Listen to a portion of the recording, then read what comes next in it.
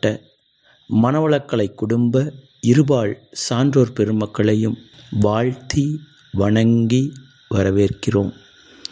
நாமும் நம்முடைய அன்பு குடும்பமும் வாழ்க வளமுடன். அன்பர்களே, நாள் ஒரு நற்சிந்தனையிலே இன்று நாம் துரியதவத்தின் மேன்மையை பற்றி அருட்தந்தையின் கருத்துக்களை சிந்தித்து சிறிது நேரம் விளங்கிக் கொள்ள இருக்கின்றோம். துரியம் என்ற சொல்லுக்கு கூரை என்று பொருள். நம்முடைய உடலுக்கு கூரை நம்மளுடைய தலைப்பகுதி தான்.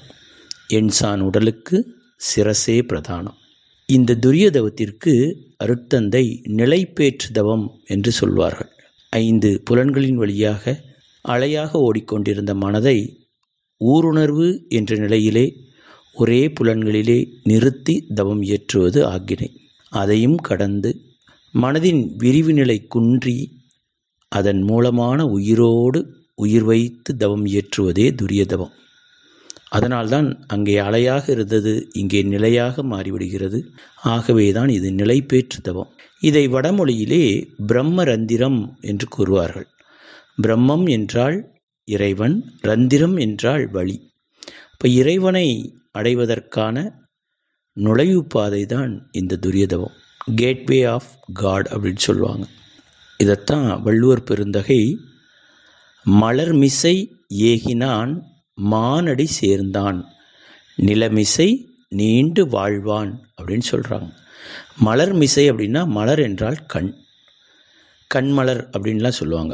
பக்தி மார்க்கத்தில் இறைவனுக்கு நேர்ச்சையாக கண்மலர்லாம் செலுத்துவாங்க. மலர் மிசை ஏகினான் மேல் நோக்கி போகிறது, மானடி சேர்ந்தான். மா என்றால் இறைவன், இறைவனடியே சேர்ந்து விடுவான். அப்போ துரியதவம் இயற்றினாலே இறைநிலையை உணர முடியும். இந்த துரியதவத்தை பற்றி அருட்தந்தை ஒரு கவியில் ரொம்ப அற்புதமாக குறிப்பிடுறாங்க. வாசியோக முறையொன்றும் இங்கு இல்லை, வாய்விட்டு உச்சரிக்கும் மந்திரமும் இல்லை. ஊசிமுனை வாசல் ஒன்றை திறந்து காட்டி, ஊசிமுனை வாசல் ஒன்றை திறந்து காட்டி உன்னையே அங்கு காவல் சில காலம் வைத்து தேசிகனாய் அருள் ஒளிரும் பார்வை மூலம் தீட்சை மறுபடியும் ஈந்தழைத்து சென்று, தேசிகனாய் அருள் ஒளிரும் பார்வை மூலம் தீட்சை மறுபடியும் ஈந்தழைத்து சென்று மாசில்லா ஆதிநிலை அறியும் உச்சி மன்றத்திலே அமர்த்திடுவீன் அமைதி காண்பீர். மாசில்லா ஆதிநிலை அறியும் உச்சி மன்றத்திலே அமர்த்திடுவீன் அமைதி காண்பீர் அப்படிங்கிறாங்க. ரொம்ப அற்புதமான கவி. அதில் தேசிகன் அப்படின்னு ஒரு வார்த்தையை மகரிஷி போட்டிருப்பாங்க. தேசிகன் அப்படின்னா என்ன அர்த்தம்னா, ஆத்ம விடுதலைக்கான இறைவன் அடி சேர்வதற்கு வழிகாட்டுபவர், அதாவது குரு அப்படின்னு பொருள். அதே மாதிரி பாருங்கள், தீட்சை மறுபடியும் ஈந்து அழைத்து அப்படின்னு போட்டிருப்பாங்க. ஈந்து அழைத்து அப்படின்னா முழு விருப்பத்தோடு அளிப்பது. தனக்கு முன்னால் இருக்கக்கூடிய அந்த ஆத்மா பூரணமாக சுதந்திரமாக இறைநிலையோடு கலக்க வேண்டும், வாழ்க்கையிலே உயர்வு பெற வேண்டும் என்ற உயரிய நோக்கத்தோடு அளிக்கக்கூடிய தீட்சை, அதை நயன தீட்சைன்னு சொல்லுவாங்க. நமக்கு எல்லாமே தெரியும். இந்த துரியதவம் மிக சிறப்பான தவம். அருட்தந்தை மனவளக்கலை பாகம் 1 புக்கில் இப்படி சொல்கிறாங்க. துரியதவத்தின் மேன்மையை எழுத்துக்களிலோ வார்த்தைகளிலோ விளக்குவது கடினம், அவரவர் அனுபவத்தால் உணர்ந்து கொள்ள வேண்டியது அப்படிங்கிறாங்க. அவ்வளவு சிறப்பு மிக்கது இந்த துரியதவம். இந்த துரியதவம் பண்ணுவதால் ஏகப்பட்ட நன்மைகள் இருக்குது. உடலியல் ரீதியாகவும் மன ரீதியாகவும் நிறைய நன்மைகள். உடலியல் ரீதியாக என்ன நன்மை அப்படின்னு பார்த்தோம்னா, நம்மளுடைய இந்த துரியதவம் மூளையின் மேல் பகுதியில் செய்யக்கூடியது. இது பீனியல் அப்படிங்கிற கிளாண்டை ஆக்டிவேட் பண்ணக்கூடியது.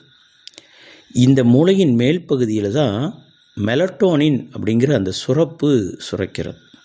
பொதுவாக நம்ம ஆழ்ந்து தூங்கும்போது நள்ளிரவு 11 மணிலேருந்து ஒரு 3 மணி வரைக்கும் எந்த வெளிச்சமும் இல்லாமல் இருந்துச்சுன்னா மெலட்டோனின் சுரக்கும். இந்த மெலட்டோனின் இந்த துரியதவத்தை ஆழ்ந்து பண்ணும்போது சுரக்கும் அப்படிங்கிறாங்க. இந்த மெலட்டோனின் உடலிலே கேன்சரை உற்பத்தி செய்யக்கூடிய செல்களை அழிக்கக்கூடிய தன்மை கொண்டவை அப்படின்னு இன்றைய மருத்துவ விஞ்ஞானம் குறிப்பிடுகிறது. நமக்கு தெரியும், இந்த துரியதவம் பண்ணும்போது நம்மளுடைய தலை உச்சியில் ஒரு பூச்சி ஊறுவது போன்ற ஒரு உணர்வு நமக்கு கிடைக்கும். அந்த தலைப்பகுதியில் இருக்கக்கூடிய கோடிக்கணக்கான நியூரான் செல்கள் இருக்கிறது, அதை கபாடங்கள் சொல்லுவாங்க. அவற்றுக்கு உள்ள பூரா இந்த உயிர் சக்தி சுழன்று ஓடும். அப்படி சுழன்று ஓடக்கூடிய அந்த உயிர் சக்தி நன்கு சுழன்று ஓடும்போது மூளையில் உள்ள ஒவ்வொரு செல்களும் இயக்கத்திற்கு வரும். மனித மூளையின் செயல்திறனை பயன்படுத்தும் சதவீதம் மிக மிக குறைவானது.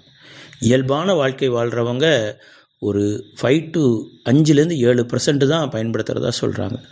விஞ்ஞானிகள் 10 முதல் 13% பயன்படுத்துகிறதா சொல்கிறாங்க. மெய்ஞானத்தில் இந்த துரியதவம் செய்ய செய்ய செய்ய நம்மளுடைய மூளை செல்கள் நன்கு இயக்கத்திற்கு வரும். அதைவிட மிகச்சிறப்பான முக்கியமான ஒரு விஷயம், புறமனதை நடுமனம் வெற்றி கொள்ளும். ரொம்ப முக்கியமான வார்த்தை இது. நம்ம நிறைய இதெல்லாம் செய்யணும், இதெல்லாம் செய்ய வேண்டாம் நம்ம நினைக்கிறோம் இல்லையா?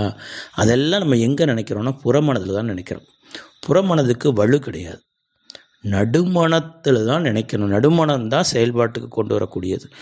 இந்த நடுமணம் தான் இந்த மூளை செல்கள்.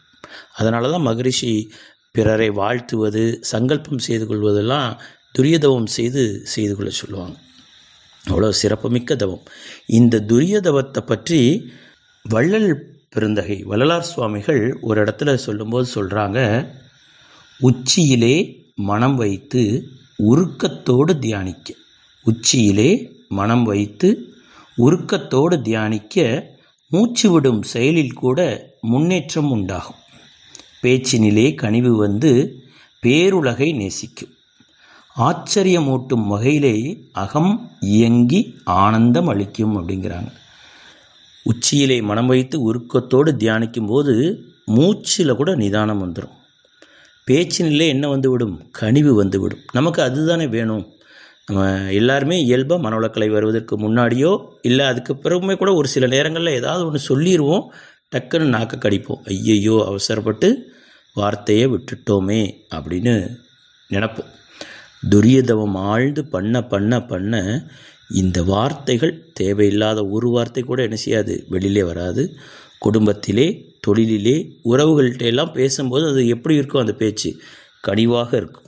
ஆச்சரியமூட்டும் வகையிலே அகம் இயங்கி ஆனந்தம் அளிக்கும். அகம் இயங்க ஆரம்பித்தாலே ஆனந்தம் இயல்பாக மலர்ந்துவிடும்.